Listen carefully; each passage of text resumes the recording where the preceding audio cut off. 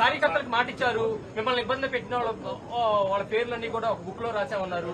ఆ బుక్ లో ఉన్న పేర్లు పనికి కల్పించబోతున్నారా? అంటే వాళ్ళకి న్యాయం చేసే దిశగా లేకపోతే నేను మళ్ళీ చాలా స్పష్టంగా చెప్తాను. నా యువగలం పాదయాత్రలో స్పష్టంగా ప్రజలకి కార్యకర్తలకు నేను హామీ ఇచ్చాను. ఏ అధికారులు వైకాపా నాయకులైతే చట్టాన్ని ఉల్లంఘించి ప్రజల్ని తెలుగుదేశం పార్టీ కార్యకర్తలు ఇబ్బంది పెట్టారో వాళ్ళపైన ఎంక్వైరీ చేస్తాం. అధికారులకు సంబంధించిన విధంగా జ్యుడిషియల్ ఎంక్వైరీ చేస్తాం.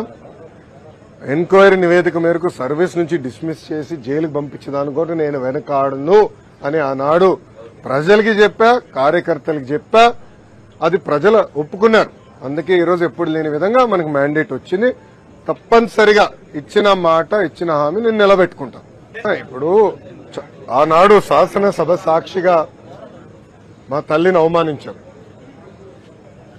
అది తట్టుకోలేక